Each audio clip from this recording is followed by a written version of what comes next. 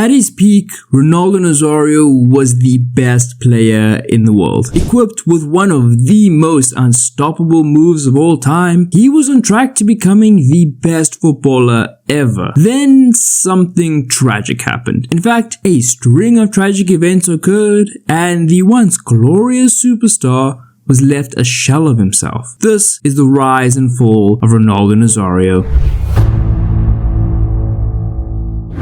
When Neymar left for Europe, he joined Barcelona. When Ronaldinho left for Europe, he joined PSG. When Ronaldo left for Europe, he joined PSV. Not quite the most, how do I put this so my Dutch viewers don't hate me? Let's just say it wasn't the most glamorous destination. And it wasn't like he was a nobody they were quote gambling on. No, this was the wonder kid of the decade and quite possibly the century. At the tender age of 17, he was a part of a World Cup winning Brazil side. Sure, he played as many minutes as I did, and I wasn't even close to being alive, but the fact that he beat out more established and well-known players for a spot in that squad showed how talented he was. As a teenager, he scored 34 goals in 34 games for Cruzeiro. Yeah, a goal a game at 16. He was also top goal scorer in the South American equivalent of the Champions League. Remember, this was a guy he was supposed to be in the middle of his high school career, and instead he's performing as arguably the best player on the pitch. Okay, so we get it. He was good, but why then did he choose PSV of all teams? No disrespect. Why were teams like Barcelona, Real Madrid, AC Milan not all in for him? Well, the answer for that lies with another great Brazilian striker. Turns out, Ronaldo's Brazil teammate Romario, having played for PSV in the past, advised Ronaldo to move to the club. Unlike Romario though, Ronaldo's stint at PSV was short and enthralling. R9 scored 46 goals in 42 games and finished as the league's top goal scorer in his first season at the club. Now, his talent was undeniable. There wasn't a single person who could justify any doubts about him. He was the GOAT, or at least he would be eventually, in the eyes of many. The move to a big name club came shortly after, as Barcelona smashed their piggy bank and grabbed as many pesetas as they could and shoved every cent of it in the faces of the PSV management. The end result would be a world record fee. The reason they were willing to do all this? I don't think I've seen a player at 20 have so much, said Barcelona manager Brian Robson. He wasn't wrong. Yeah, he's put on a few pounds since retiring, and you've probably heard the nickname Fat Ronaldo thrown about, but back in his heyday, he was blisteringly quick, skipping past defenders and burning them like matches. R9 struck fear into all defenders he faced. He also wasn't your traditional pace merchant. Those guys were short and nimble. Ronaldo was huge and powerful. This was the type of athleticism you see once in a generation, and he utilized that to great efficiency in combination with a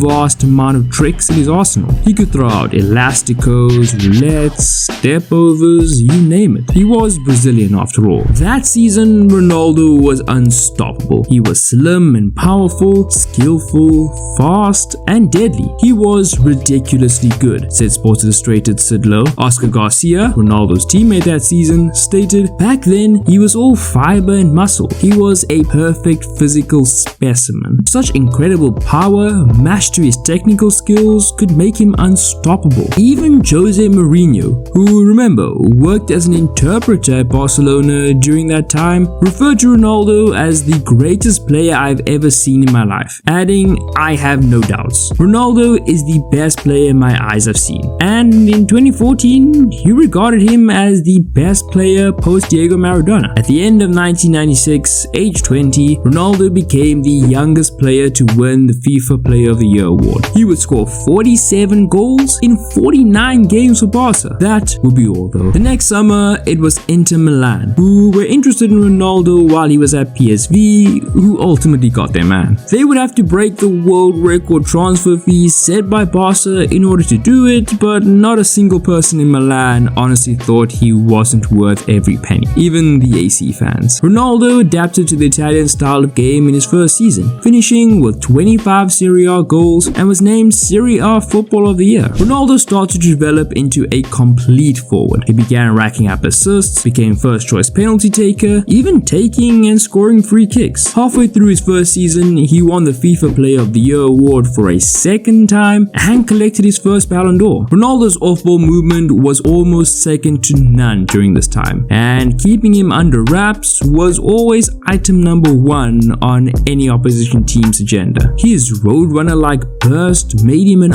obvious threat to make runs into open space, and despite being such a physical specimen, he had the agility to spin on a dime and change direction in an instant. This all meant that he was one-on-one with the keeper quite a lot, and man was he exceptional finishing in his 1v1 situations. I have quite literally never seen a player sit so many goalkeepers down before calmly delivering the ball into the back of the net. I would definitely go as far to say he's the greatest 1v1 finisher in the history of the game, and it was this skill in combination with his other attributes that made him so unstoppable. Except there was one thing that could stop him though. After 2 seasons with Inter, AC Milan defender Paolo Maldini viewed Ronaldo and Diego Maradona as the 2 best players he ever faced, stating Ronaldo during his first 2 years at Inter was a phenomenon. Inter had high hopes going into the 1999-2000 season, with their attack including Ronaldo and Italian stars Roberto Baggio and Christian Vieri. However, on November 21st, during a Serie A match against Lecce, Ronaldo felt his knee buckle and was forced to limp off the field. A medical examination confirmed that the striker had ruptured a tendon in his knee and would require surgery. During his comeback on April 12, 2000, he played only 6 minutes during the first leg of the Coppa Italia final against Lazio before suffering a complete rupture of his kneecap tendons. Ronaldo's physiotherapist Nilton Petrone stated his kneecap actually exploded, and he called it the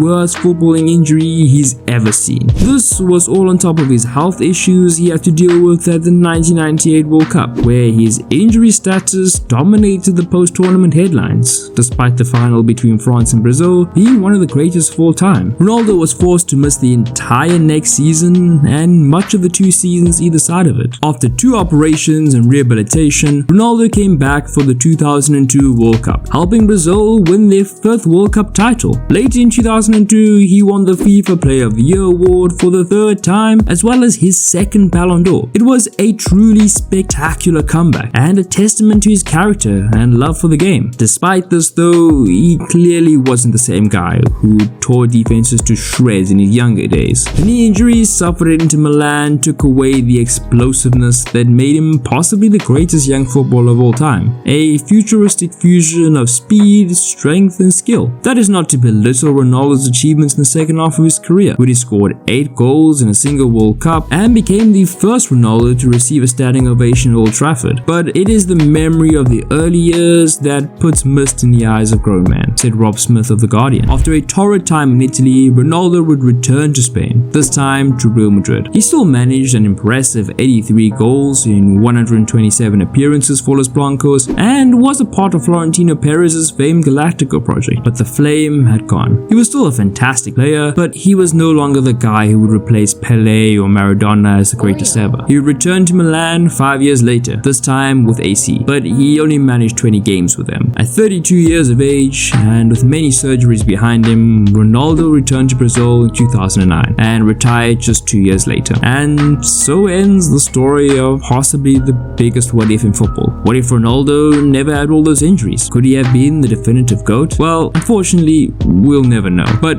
what we did get to see was so spectacular, so enthralling, so almost mythical that nobody, not even his biggest critics, can dispute his place in the pantheon of football greats. Have to say bye bye yo, bye bye yo.